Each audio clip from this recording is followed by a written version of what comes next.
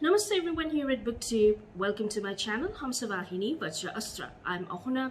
Today's video is going to be my wrap-up for A Touch of Whimsy Adventures Through Wonderland Readathon, which had commenced from the 1st of September 2020 and continued till the 30th of September 2020. This readathon was inspired by the book Alice in Wonderland, written by C.S. Lewis, and it was hosted by Callan from Callan Abridged, who represented Alice, Alexa from Alexandra Rosaline, who represented the Mad Hatter. Now, the Mad Hatter has been one of my favorite characters in this book, so I'm also wearing a Mad Hatter prop over here. And the third host was JD from JD Ray Reads, who was Queen of Hearts, and then we had Gavin from How to Train Your Gavin, who represented the White Rabbit. Now, there was a map which was followed for this readathon, and I'll just be getting down to this map. Now, before I comment, I would just like to mention that there were some books which I had shared in my original TBR, which I had to take off and replace them with books which were of middle grade read, because the original books which I had selected, two of which, one was a fairy tale retelling of Jane Austen's Pride and Prejudice. There were two parts to it, and both of them were not middle grade reads, so they were more of YA fantasy fiction reads. So I took them off the list because I presumed that it would be middle grade, but unfortunately it was more YA-ish, so I replaced them with middle grade reads. So the first prompt was called Down the Rabbit Hole, and it was to read a book which was set in another world. So for this particular prompt, I had chosen to read Chinese fairy tales and legends. Now, this is all about Chinese folklore, and it has myths and legends which have scholars and magicians and gods, and it also has moral stories, and it has flower elves and flower fairies and foxes, as well as it has stories of ghosts in it, and it is absolutely wonderful. I really enjoyed it. There are illustrations which are beautiful, and I have also posted a book review to this particular book, and it is appended in the description box below. So in case if you're interested in knowing more about this, please check that link. So this would be for the first prompt. The second prompt was Flower Garden, which was to read an aesthetically pleasing book. So for this particular prompt, I had chosen to read the Fairy Bible by Teresa Moray. It was really beautiful, and I learned so much about fairies. Fairy realm is and fairy tales are one of my favorite genre. So I'll just show you some of the illustrations which were wonderful. Here is one of the illustrations. It's actually colored, so this really makes it beautiful. My favorite section was that of dragons and mermaids. So there were centaurs over here as well. Everything, basically everything that we know about the fairies and the fair people of the fair, or the fair folk, is all over here. This is a jinn, which is a fire spirit, and you will find this in the Arabian Nights folklore. And we also have a lot to do with flower fairies and familiars, and there is a lot of folklore which is given to it as to why some of the gods were associated with, I would say, particular mythical beings, as we say. And then there was the mermaid, which I really loved, and this was all about this particular prompt and the fairies and the fairy spiritual path. As in case if there's anybody who's really interested in fairies, can definitely check this book. So this was for the prompt read an aesthetically pleasing book. I also picked up Neil Gaiman's The Sleeper and the Spindle, which was the fairy tale retelling of Sleeping Beauty and Snow White and the Seven Dwarfs, and this has a flower in it as well. And as you can see, the illustrations are beautiful. It is Gothic art and Gothic ink art, but it's beautiful, and it's actually about Snow White coming to save Sleeping Beauty. And as you can see, she saves Sleeping Beauty, and then there is a twist in it. So over here you can see it's a beautiful illustration. I really loved it. So this was for the prompt aesthetically pleasing book. Now the third prompt was a non-bookish prompt, which was to eat me or drink me, and for this I had made lavender tea, and you can see my teapot as well as my teacup, which is there. Now the next prompt was the White Rabbit's house, which was to pick a book for a cozy night in. So for this I picked up the book.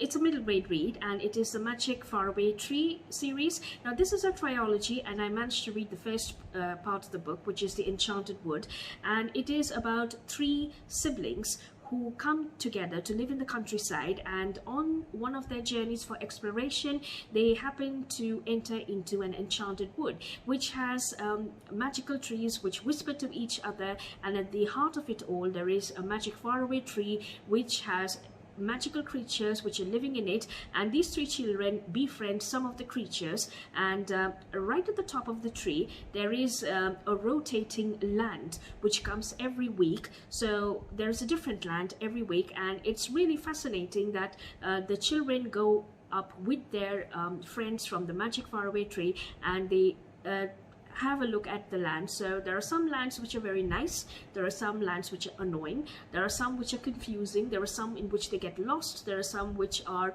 really frightening. So it's all about the adventures that these 3 children have, and it's really a very fascinating read, and it's a very cozy read as well. So that was my pick for the White Rabbit's house.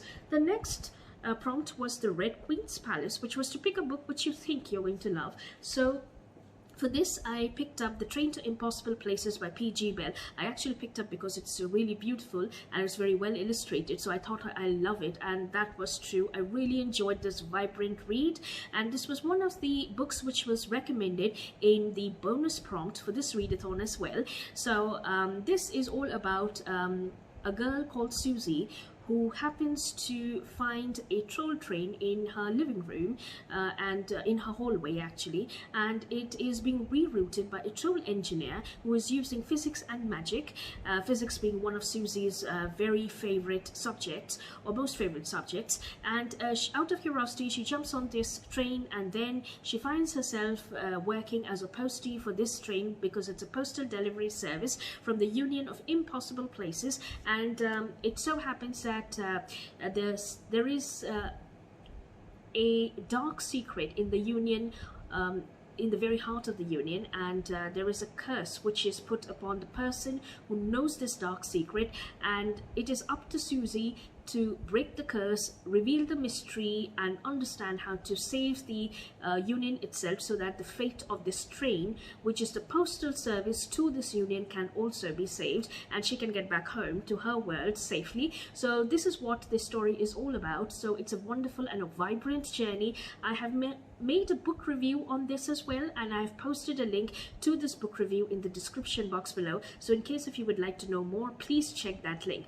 Now that brings us to the next prompt, which is Cheshire Cat, which was to pick a strange or a mysterious book. So for this I read The Mermaid's Herb, which has been written by Shona Gupta. Now the interesting thing about this is that Shona Gupta is a middle grader herself, and she wrote this book just last year and published it just last year in 2019 when she was just 12 years old. So this is a book for a middle grader by a middle grader, and I really enjoyed this book. I have posted a book review about this book as well in the description box below, so you can check that link. It's about a orphan boy, WSS, who has magical powers, and he is approached by a girl called Grace who is in trouble because her parents have been kidnapped by a mad scientist, and the mad scientist is obsessed with his experiments wherein he wants to revive the dead. So Grace is very worried because she doesn't want her parents to be dead, and she doesn't want them to be lab rats. So she seeks WSS and she requests him to help with his magical powers, and WSS understands that this scientist has to be healed first, and then he has to help